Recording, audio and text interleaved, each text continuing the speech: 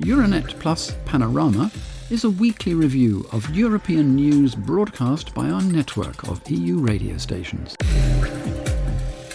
Hi there, welcome back to Euranet Plus Panorama.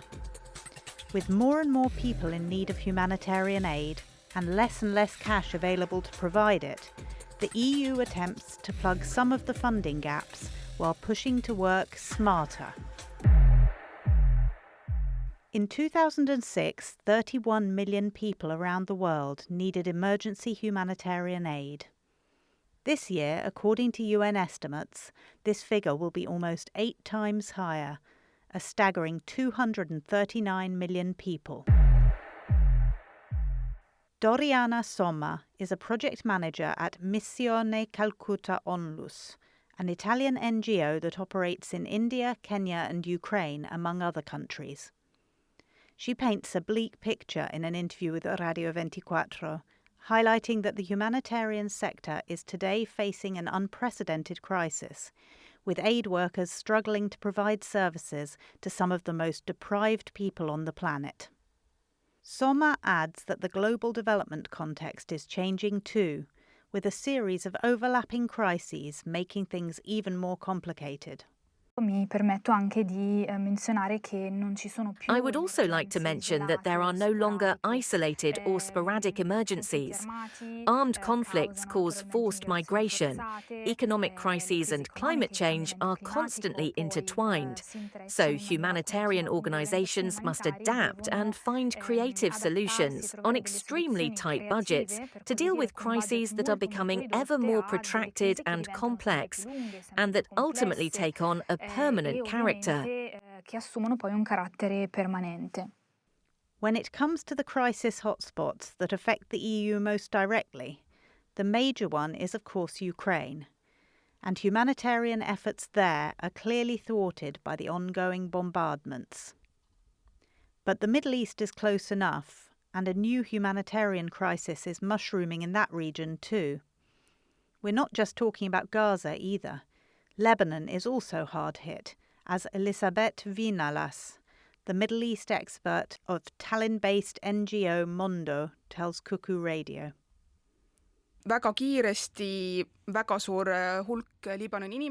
All of a sudden, a very large number of people in Lebanon, more than 1 million in fact, were forced to relocate within the country. Since they fled so quickly, they couldn't take much with them. And now people have nowhere to go. No food, no hygiene supplies, nothing. Where can they stay? Those who can are staying with family and friends. Others have found refuge in temporary accommodation centres, which are mostly based in school buildings. But there are also a lot of people who are simply sleeping on the streets in tents.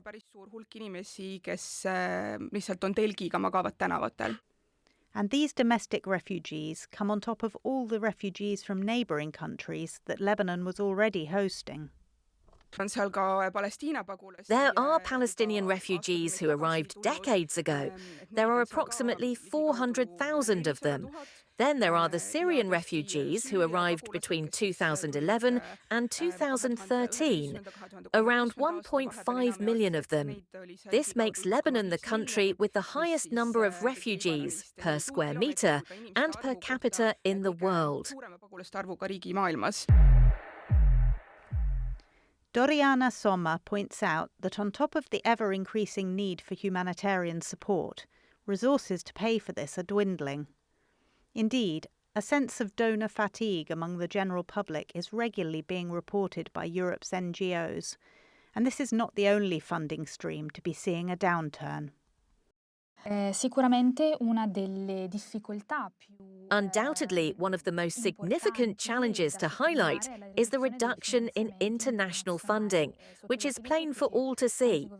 Many governments are cutting their budgets for humanitarian aid and development cooperation, at a time when the number of highly vulnerable people is growing exponentially.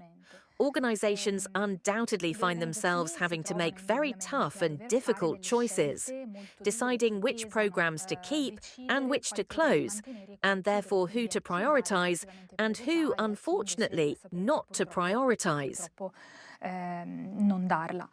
It obviously made headline news around the world when US President Donald Trump controversially closed down USAID, the US Agency for International Development, pretty much overnight a year ago, along with slashing the country's humanitarian aid budget.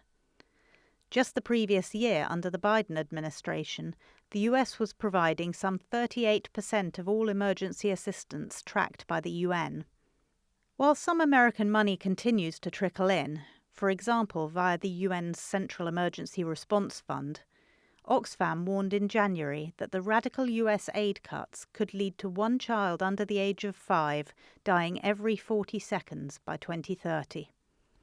The European Commission described the global humanitarian system as at breaking point on Wednesday, the 27th of May, as it presented a new strategy meant to address the various challenges.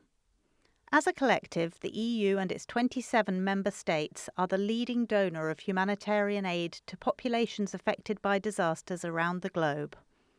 These efforts receive strong and consistent support from EU citizens, with 91% of respondents to a 2024 Eurobarometer survey considering this an important use of EU money. One prong of Brussels' new strategy is about making humanitarian aid more productive. In other words, doing more with less, but also boosting the efficiency of existing mechanisms, joint procurement, shared transport fleets, and so on. For more cost-effective supply chains, the EU will introduce a humanitarian supply chain charter and make its funding conditional on the sharing of more logistics data. But funding is far from the only challenge the sector is facing. Let's return to Somma, from Missione Calcutta. There is also a growing sense of operational insecurity. There are so many colleagues working in extremely difficult contexts where international law, including international humanitarian law, is not respected.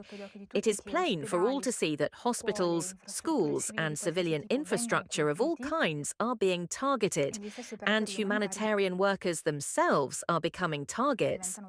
Obviously, this is a cause for great concern. This argument is backed up by David Montano Inturias, who is the Médecins du Monde coordinator for public health in the Democratic Republic of the Congo. He illustrates some of the safety issues faced by his organization's humanitarian workers in the country, notably in the region most affected by the latest Ebola virus disease outbreak.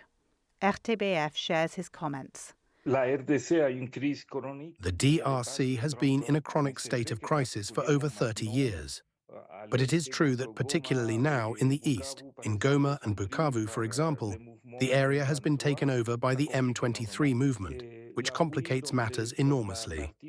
Support for development projects in the occupied areas is more or less non-existent, because these organizations are not officially recognized. Humanitarian staff are, at times, victims of armed robberies in the occupied areas, North and South Kivu, and Ituri too. There is a great deal of conflict and instability and a volatile security situation, which makes working in the community very difficult.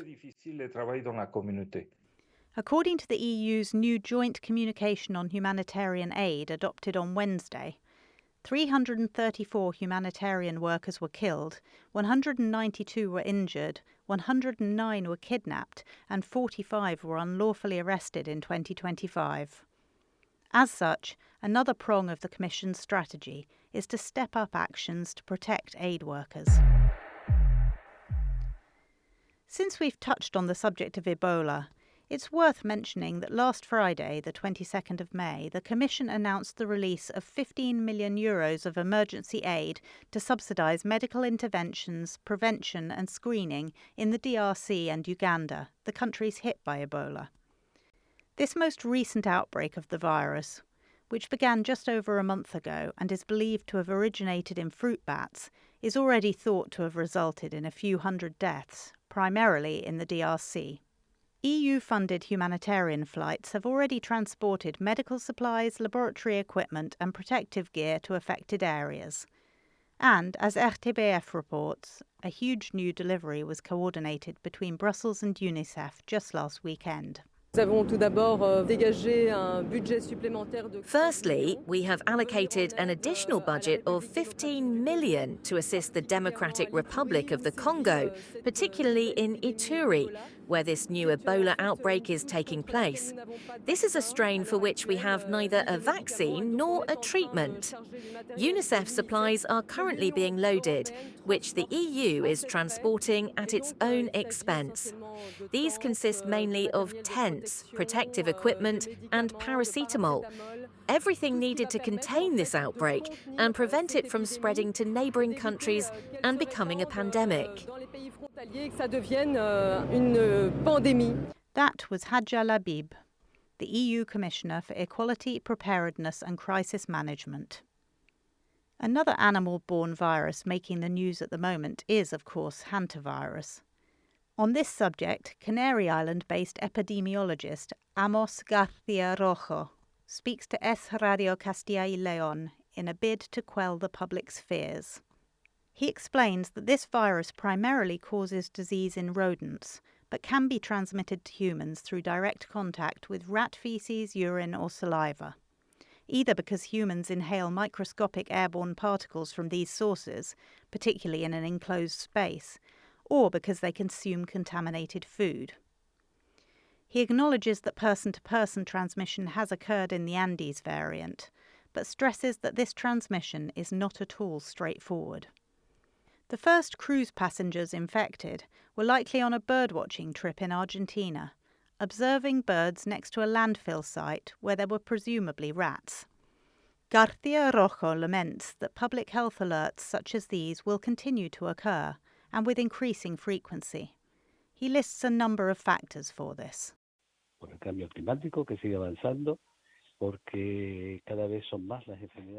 The ongoing progression of climate change, the increasing number of animal diseases being transmitted to humans, the fact that poverty continues to have a devastating impact in certain parts of the world, like now with Ebola, the reality of globalization, and the fact that certain human interventions in nature have a clear impact on the likelihood of this problem arising. For example, deforestation in the Amazon, one of the world's great lungs, has allowed animals carrying certain viruses to come ever closer to humans. All these factors mean that we will continue to face crises of this nature with increasing frequency. Because unfortunately, we are doing nothing to combat climate change nor to tackle poverty, and neither are we taking seriously the need to consider human health as being linked to animal health and environmental health.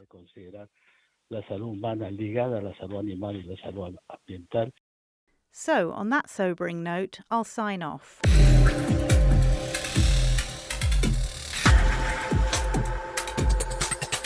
Come back next week for more news from around the Euranet Plus network.